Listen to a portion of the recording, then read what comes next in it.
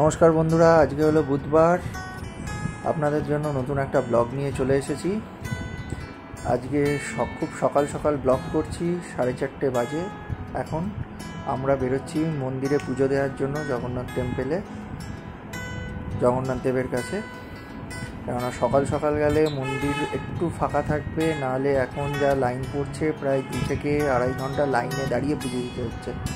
আর আমরা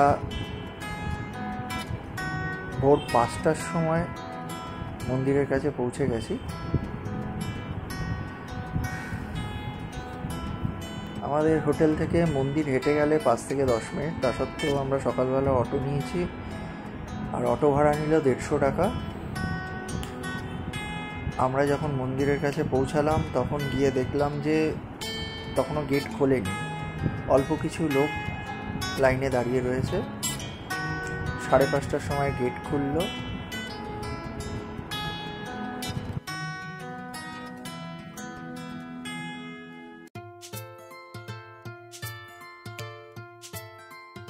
আর স্বর্গদ্বার থেকে যেই রাস্তাটা সোজা মন্দিরের কাছে যাচ্ছে, সেই রাস্তা দিয়ে আমরা আসলাম। কোনো প্রবলেম নেই। আর এখন যারা আসছেন তারা সকাল সকাল আসলেই ভালো হয়, তাহলে ভালো করে পুজো দিতে পারবেন।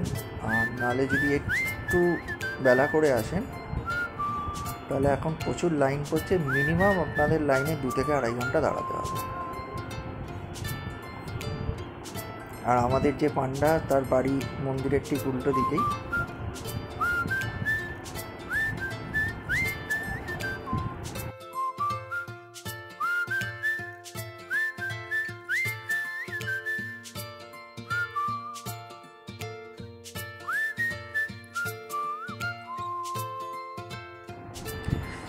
এই পুরীতে যারা ঘুরতে আসে তার মধ্যে 90% হলো বাঙালি।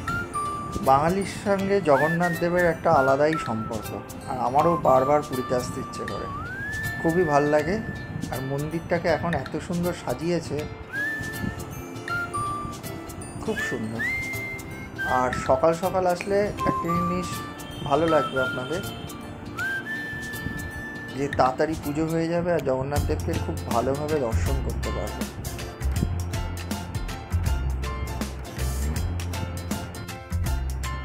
আমাদের মোটামুটি 6টা 10-15-র মধ্যে পুজো দেওয়া কমপ্লিট হয়ে গেছে। এখন আমরা একটু ঘুরতে যাচ্ছি, হলো যে পুরীর মন্দিরের যে কাজ হচ্ছিল, তার যে নতুন ফেসটা হয়েছে পরিক্রমা পথ, সেটাই ঘুরতে যাচ্ছি। কেমন হয়েছে চলুন আপনাদেরকে দেখাই।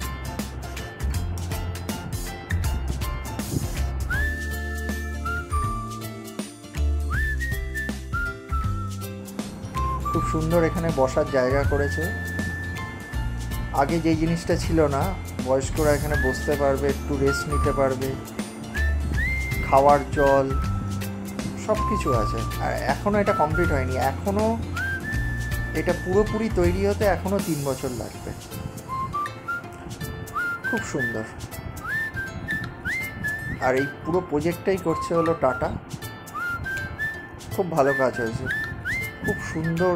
গাছ থেকে শুরু করে খুব সুন্দরভাবে সাজানো হয়েছে, আর পুরো পরিষ্কার।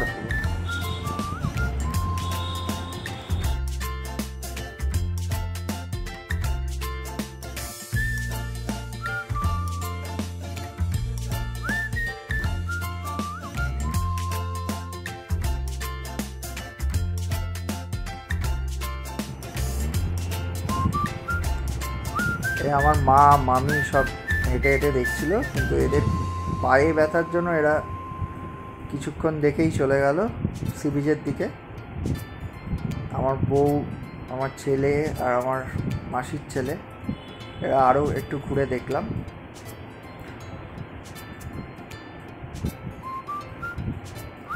আমার ছেলের তো খুব ভাল লেগেছে, বেশ ছোটাছুটি করছিল। ফুল গাছগুলো খুব ভাল লেগেছে। যেটা বলছিলাম, খাওয়ার জল থেকে শুরু করে বেশ ফ্রেশ হওয়ার জন্য সুন্দর ব্যবস্থা করেছে। আর এটা যদি আপনারা সন্ধেবেলা যান আরও ভাল লাগবে, পুরো লাইট দিয়ে সাজানো, খুব সুন্দর করেছে। পুরো মন্দিরটাকে আপনারা পরিক্রমা করতে পারবেন। আর এখান থেকে বসে বিকেলবেলা যদি যান, এখান থেকে বসে আপনারা মন্দিরের যে পতাকা চেঞ্জ করা হয় সেটাও দেখতে পারবেন, খুব ভালো লাগবে।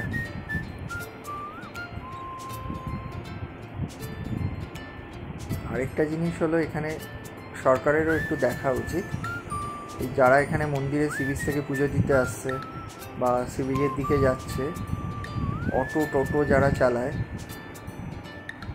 তাদেরও একটা বলছি যে ওদের একটা ইউনিয়ন থাকলে খুব ভালো হয়, যে ভাড়াটাকে এক রাখবে।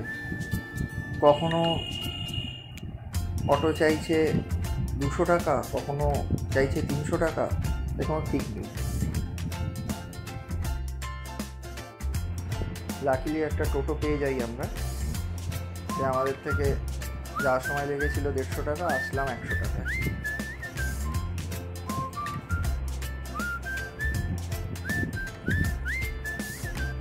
একটু সেদিনকে একটু স্নান করে নিলাম। আমার ছেলে তো সমুদ্রে নামবেই না, ওর জলে বিভৎস ভয়। এই একটুখানি চুবিয়েছি, ব্যাস তাতেই কান্না শুরু করে দিয়েছে, কিছুতেই স্নান করবে না।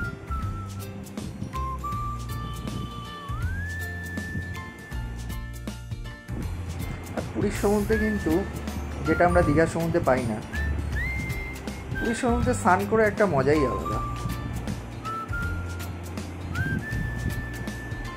আর আমি তো যখন স্নান করতে নামি প্রায় 2.5-3 ঘন্টার কমে তো নয়, উঠেই না।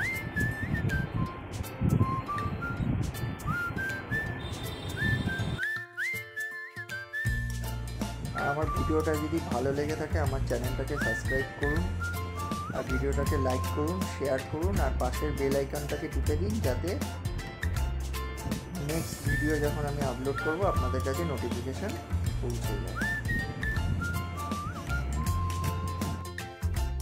আর ভিডিওতে একটু কমেন্ট করে জানান যে ভিডিওগুলো কেমন লাগছে।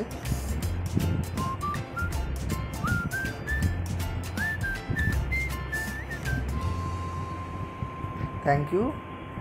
এখানেই আমার ব্লগটাকে শেষ করছি। নমস্কার, সবাই ভালো থাকবেন।